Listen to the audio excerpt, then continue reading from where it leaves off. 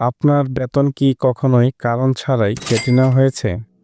আর যখন কিছু বলার চেষ্টা করেন, তখন কি ভয় পান চাকরি চলে যাওয়ার? এই ভিডিওটি অবশ্যই শেষ পর্যন্ত দেখবেন, কারণ আমি বলবো কিভাবে আপনি এই সমস্যার মোকাবেলা করবেন। বাংলাদেশের গার্মেন্টস শ্রমিকদের মধ্যে এই সমস্যা অনেক প্রচলিত। বেতন কাটা হয়, কিন্তু শ্রমিকেরা জানে না কোথায়, কিভাবে ও কাদের কাছে অভিযোগ করবেন। এই অজ্ঞতা ফ্যাক্টরিকে সুযোগ করে দেয় আপনার প্রাপ্য টাকা আটকে রাখতে। প্রথমেই বুঝে নেওয়া দরকার, বেতন কাটা সবসময় আইনসম্মত নয়। যেমন, আপনার হাজিরা ঠিক থাকলে বেতন কাটা হলে, আপনি ওভারটাইম করেছেন কিন্তু বেতন না পেলে, বা ছুটি নিয়ম ঠিকভাবে মেনেও টাকা কাটা হলে, এমনকি কোনো নোটিশ ছাড়াই টাকা কাটা হলে, এই সব বেতন কাটা বেআইনি। এই অবস্থায় আপনি নিশ্চিতে আইন অনুযায়ী অভিযোগ করতে পারবেন।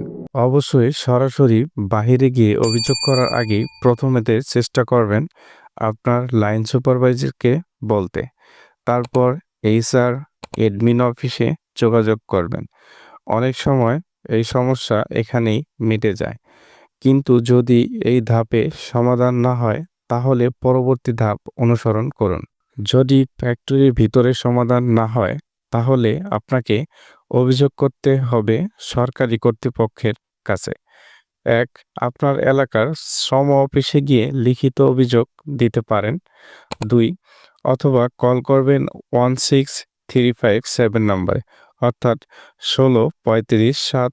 এই নম্বরে সরাসরি আপনার অভিযোগ রেকর্ড করা হয়ে থাকে। তবে মনে রাখবেন, 999 কখনো শ্রম বিষয়ক নয়, তাই ভুল জায়গায় ফোন করবেন না। অনেকেই ভয় পান অভিযোগ করলে চাকরি চলে যাবে। আইনের দিক থেকে বলতে গেলে বৈধ অভিযোগের কারণে চাকরি শেষ করা যায় না। তবে অভিযোগ করার আগে অবশ্যই হাতে থাকা প্রমাণ ঠিকঠাক থাকা জরুরি, যেন আপনার বিরুদ্ধেও কোনো অভিযোগ না হয়। অভিযোগ করার আগে অবশ্যই সংগ্রহ করুন আপনার বেতন স্লিপ, হাজিরা কপি, আইডি কার্ড এবং যে কোনো মেসেজ বা নোটিশ যা আপনার বেতন সংক্রান্ত। এসব প্রমাণ থাকলে আপনার অভিযোগ অনেক বেশি শক্তিশালী হবে। আপনার ফ্যাক্টরিতে কি এমন কোনো ঘটনা ঘটেছে? কমেন্টে জানিয়ে দিন।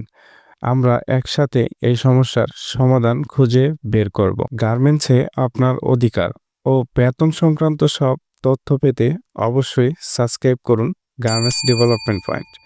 পরবর্তী ভিডিওতে থাকছে কোন ৫ কারণে শ্রমিকের টাকা আটকে রাখা হয়।